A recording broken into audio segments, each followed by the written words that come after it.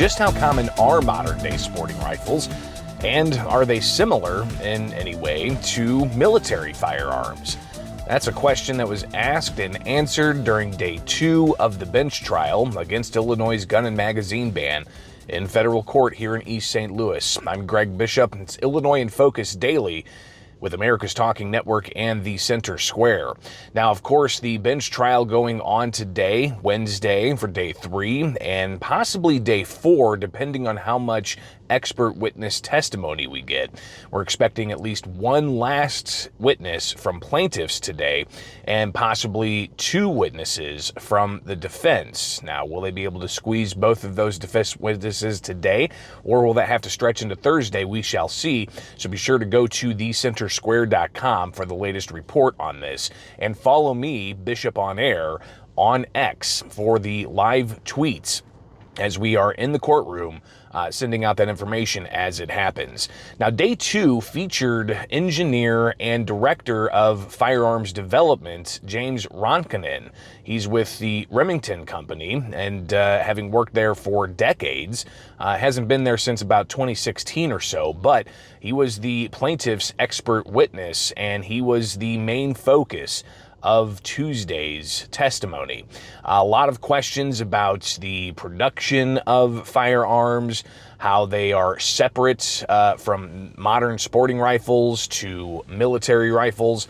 And this was all something that was, in the plaintiff's eyes, a way to delineate what the Seventh Circuit Court of Appeals had said, that AR-15 type rifles are too similar to military rifles. Now, Ronkanen, having been an engineer for Remington, oversaw the production and design of a lot of these firearms, not just for the civilian side, but also for the military side. They went into great detail about the contracts that Remington would get with the military, and even talking about contracts they would get with the Philippines military to produce military-grade firearms, and how that production line would be completely separate from the production line for modern sporting rifles, such as the AR platforms. And those particular differences didn't just impact the manufacturer space, it also impacted testing and the rigor of specifications that they would have to undergo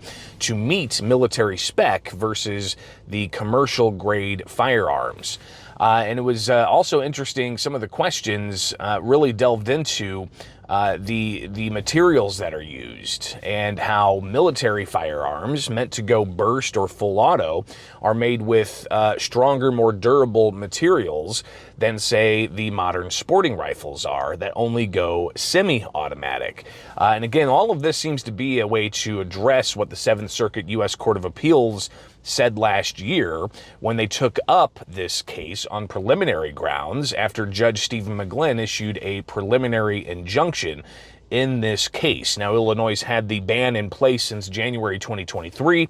All the background there, a lot of lawsuits filed in federal court, all those cases being consolidated in the Southern District, while you had cases in the Northern District also advance. But in the Southern District, they're now dealing with final judgments. So Stephen McGlynn, the federal judge here in East St. Louis, hearing those arguments for the bench trial going into day 3.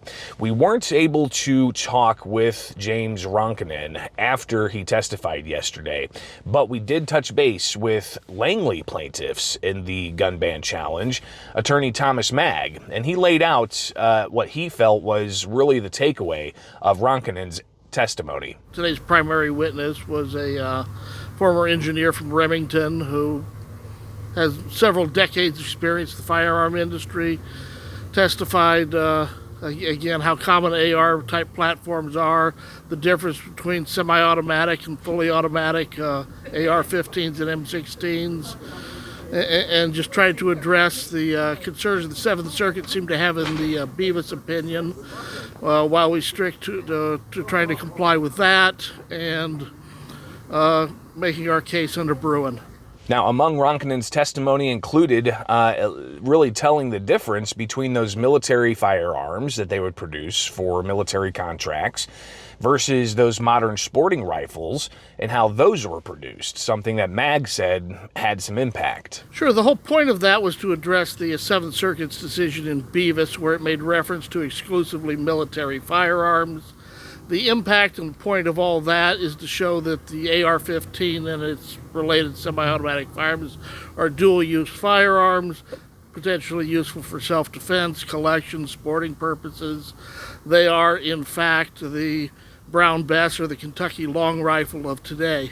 So Ronkinen being asked questions by plaintiffs throughout the entirety of the day, there was a moment for cross-examination from the attorneys representing the state of Illinois, and those questions delved into a variety of different things, including questions about the trigger pull weight and the pounds per inch needed to pull the trigger.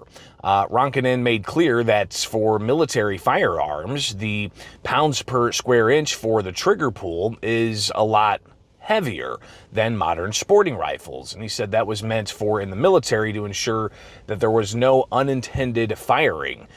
So essentially, military firearms takes a little bit more pounds per square inch to pull that trigger versus modern sporting rifles taking less pounds per square inch.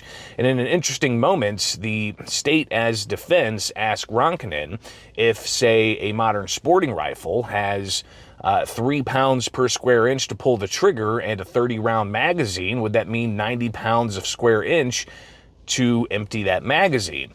Ronkinen looked a little befuddled. You had the plaintiffs object to that and say that that is absolutely wrong. And Thomas Mag, the attorney for the Langley plaintiffs, reacting to that and other questions from the state as defendants in this case. I'm not sure the defense understood what a trigger pull was, but overall, with what they've got, I think they did as well as they could. Overall, Mag, he characterized the state's questions during cross-examination as really not going too far. No. Well, their impeachment today was pretty weak, and like I said, I think it belied their lack of understanding of the technical features, and they're, of course, limited by what the Supreme Court said in Bruin, what the law actually is. Some of the other questions that were brought up by both the plaintiffs and the state as defense was about modifications of modern sporting rifles, and Ronkinen saying that not only would modifying a modern-day sporting rifle to be full auto be illegal, it would also be dangerous, as modern sporting rifles are not made with the same materials that military-grade firearms are that go full auto. You could melt barrels, you could destroy the components, and ultimately make the firearm extremely unsafe for the firearm user. Mag highlighting those comments. The witness explained correctly that there is a distinction in the AR-15 and the M16 lower receivers and internal parts. You cannot simply put fully automatic parts in a run-of-the-mill semi-automatic AR-15. It requires, frankly, a master gunsmith, industrial equipment like a milling machine, and still have access to the parts and still have access to know what the specifications really are. It is not something that, frankly, you probably find any law enforcement officers that have ever actually seen outside of the ATF. Another interesting area of questioning from both the plaintiffs and the defense dealt with ATF reports on how many firearms are manufactured by state. What's fascinating here is the report goes into how many pistols are made and how many rifles are made, but it doesn't delineate between bolt-action rifles and modern sporting rifles. But Ronkinen, in his expertise, knows that certain manufacturers only produce modern sporting rifles. And he was able to go through those numbers and find that there are hundreds of thousands of modern sporting rifles made by specific companies in the market being manufactured. And that's something that attorney Thomas Mag highlighted really goes to the issue of just how common modern sporting rifles like an AR-15 are. Again, that goes to commonality. Manufacturers and importers in the United States, firearm manufacturers, are required to report yearly the number of firearms of various types that they manufacture. And those if you know that the company only manufactures one type of rifle. Mr. Rankin, would you be available? No. Okay, understood. Thank you. If you know that the manufacturer only manufactures one type of rifle, then you know that they've made, for instance, 200,000 AR-15 type rifles in a given year. But those reports don't say how many people bought these firearms or who bought those firearms. For instance, is it all police that are buying those firearms, or is it all civilians, regular individuals buying those firearms? Ultimately, though, it can't be all police buying those firearms. Well, as the witness enunciated, if law enforcement are buying all of these firearms, there would be no room in their police stations or their cars to store them all. Mag talked about just how important those numbers are in making the plaintiff's point of how common these firearms are. Well, I mean, clearly there are some people who are buying more than one of these. But, I mean, there's not people buying 10,000 of them apiece. And the evidence shows that there are millions upon millions of these in the United States. In the Centano case, the Supreme Court dealing with stun guns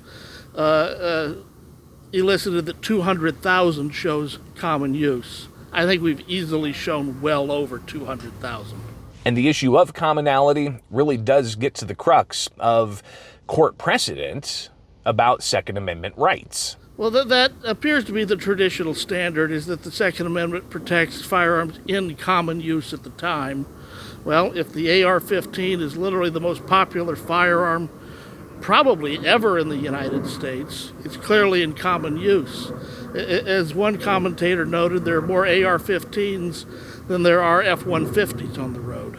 Throughout the first 2 days of the bench trial, a lot of questions about using semi-automatic firearms for self-defense. And that's something that Thomas Mag said isn't the only legal purpose for having semi-automatic firearms like an AR-15. Well, the standard is not simply self-defense, but for lawful purposes, such as self-defense.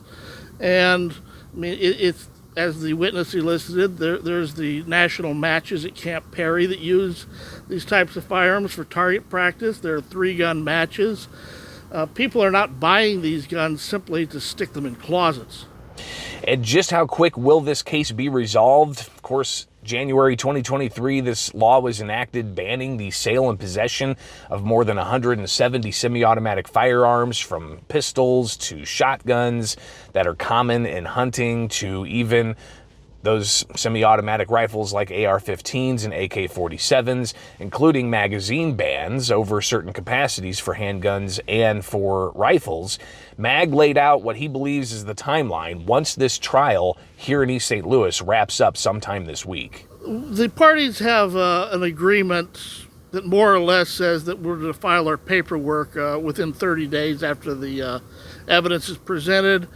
I would anticipate that shortly after that, Judge McGlynn will issue his order. And then how quick do you think the appeals court's going to pick it up? Within about 20 minutes after his decision, one way or the other.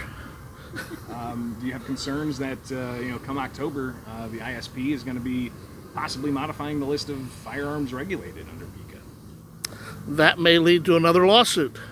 So we're going into day 3 here in East St. Louis. Be sure to follow me on X if you want to see the play-by-play of what's going on inside the courtroom, and go to thecentersquare.com for a report later on after court adjourns for the day. We'll find out just what the defense will bring forward with their witnesses, what kinds of cross-examination the plaintiffs will have of the defense witnesses, and whether we go into Thursday for another day of testimony here in the bench trial against Illinois' gun and magazine ban.